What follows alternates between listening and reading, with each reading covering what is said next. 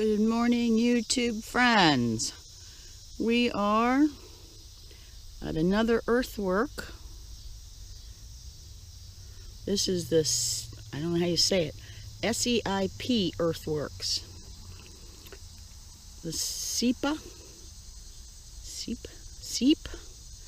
Mound, a series of adjoining mounds, is in the foreground.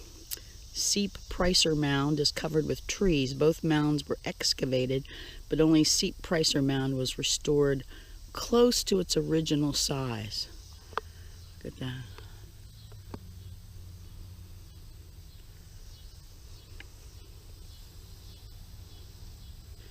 We're going to walk out there.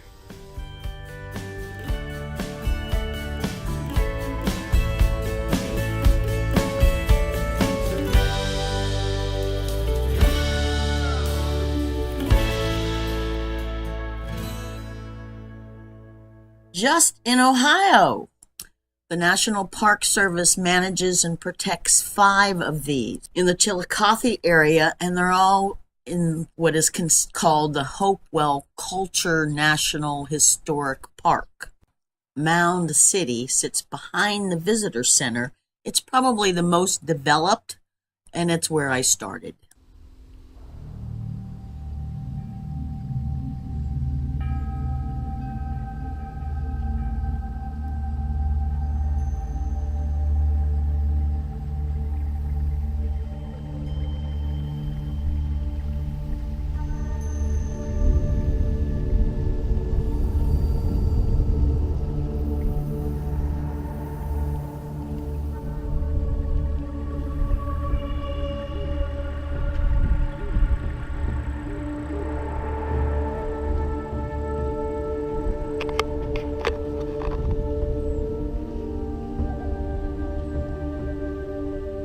The rangers were really enthusiastic and gave me lots of literature and maps and directions to the other sites that are in this group.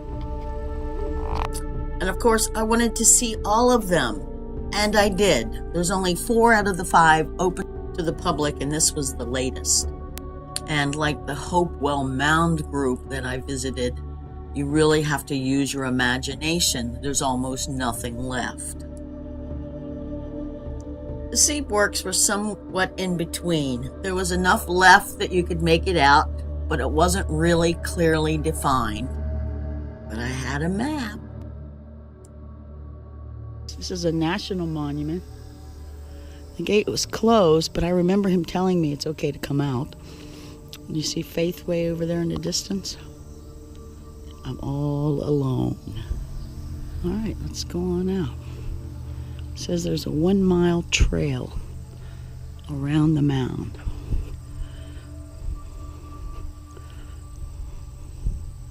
Originally, these walls were like 12 feet tall.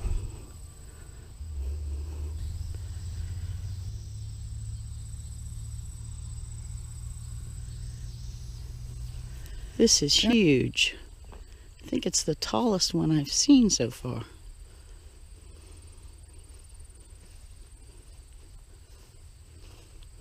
You see that little plaque? And here we are at the bottom.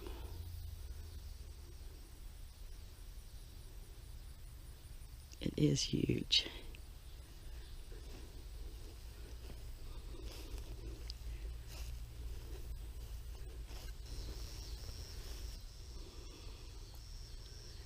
Anatomy of a mound.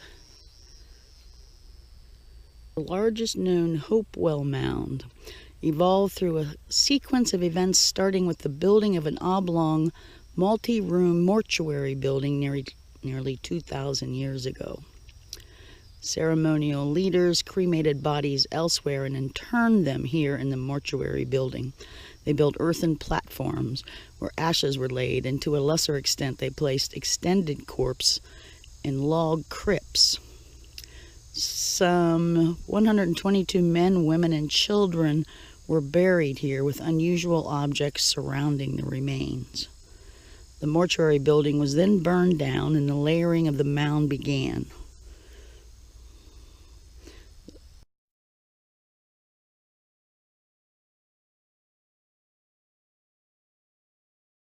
Oh, wow. They built a mound. They built another mound. The primary mound was built over the crypt, but over time the crypt's logs rotted away, causing the middle to sag. Oh, I've seen some of those sunken holes. The secondary mound layer represents the Hopewell's restoration of the mound. All of this done with baskets of dirt carried one at a time. Now, when we get back a little bit further, you can begin to see the wall that went around the first area where the mound, the main mound is. And then over here was a circle, and it looks like all that's left is nothing. That there's nothing left. I'll walk around and see. I'm on what they call an interpretive trail, but there's no interpretation.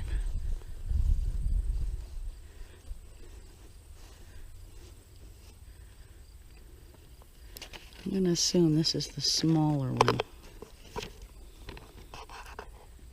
That here. Now we're going to move on to whatever the platform is. There's a lot of bugs out here.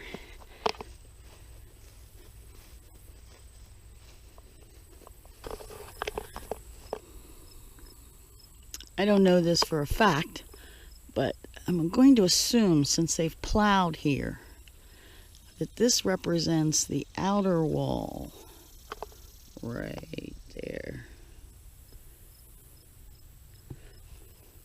And that we're getting ready to enter the square,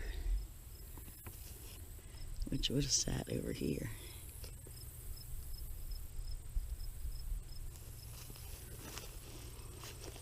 So far, nothing interprets anything, but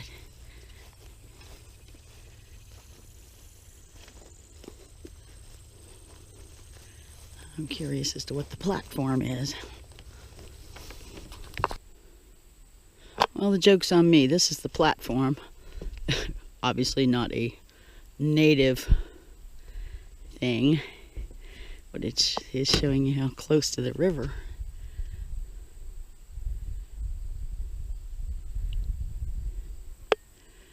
And look, all of this and more probably. So there's the central mound. It's not behind it.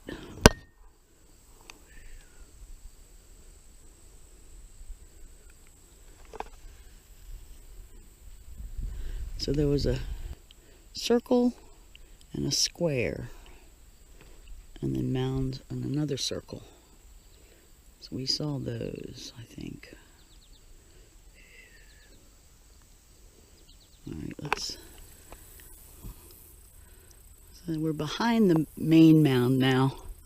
You can see a little bit of the wall here.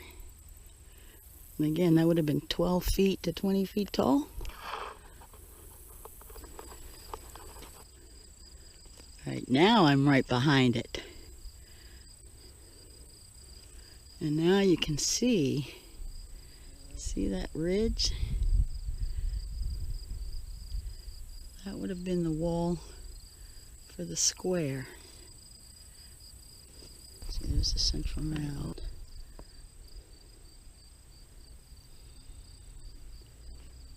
I think I came in there.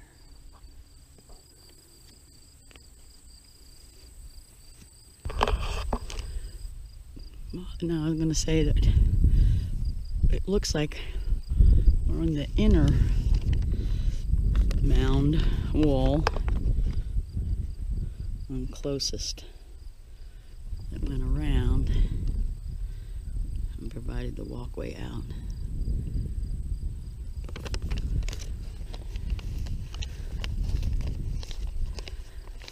Now I think he told me you could go on this mound because it had nothing left in it.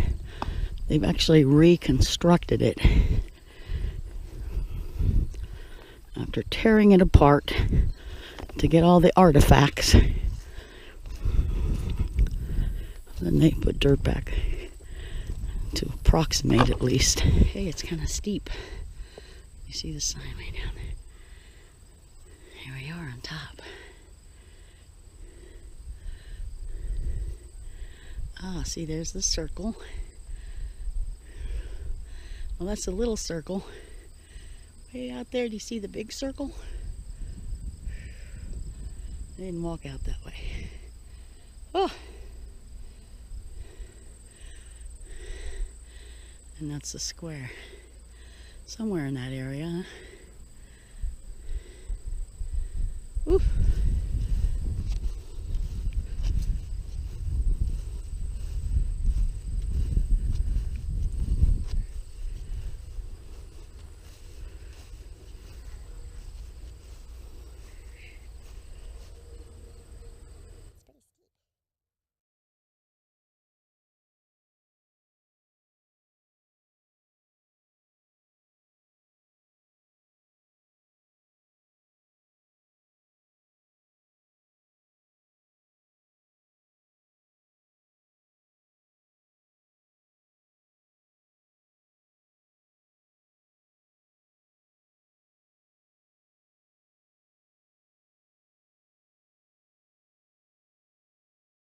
Here we see the placement of where the posts would have been.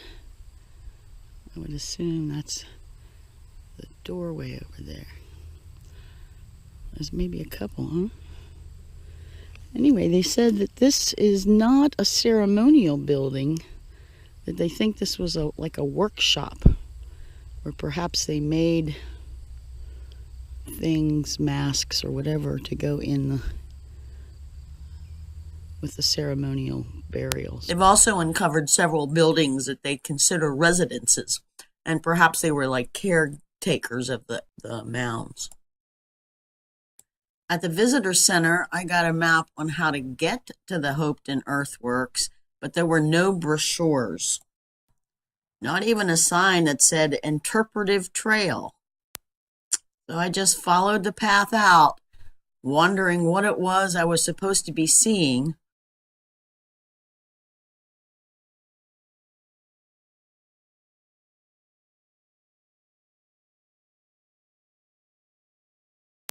And the trail ended up here. I didn't know what this was either. I thought maybe they had built it, but no, it's an observation area.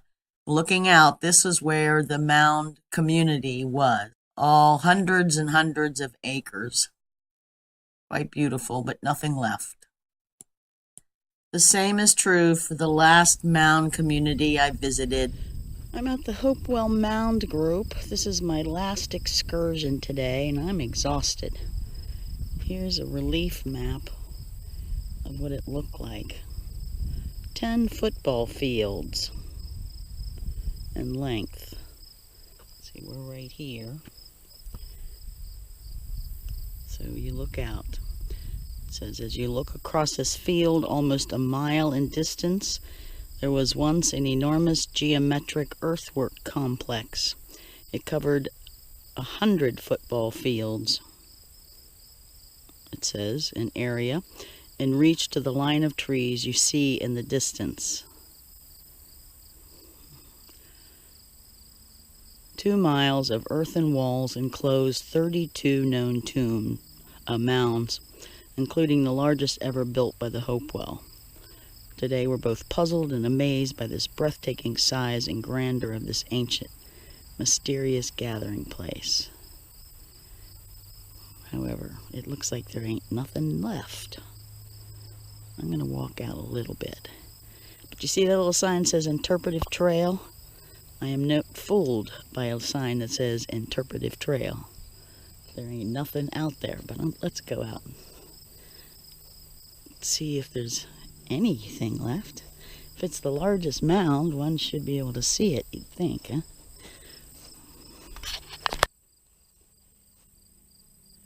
I think it just goes all the way around. And you know what? I'm exhausted. It's about 5 o'clock. It's hot as hell. And there's nothing to see other than this was it. What a shame, huh? Thanks for watching. Subscribe below and leave me a comment. While I was in Chilocothe, I also went to the Serpent Mound, my only effigy mound. Very cool.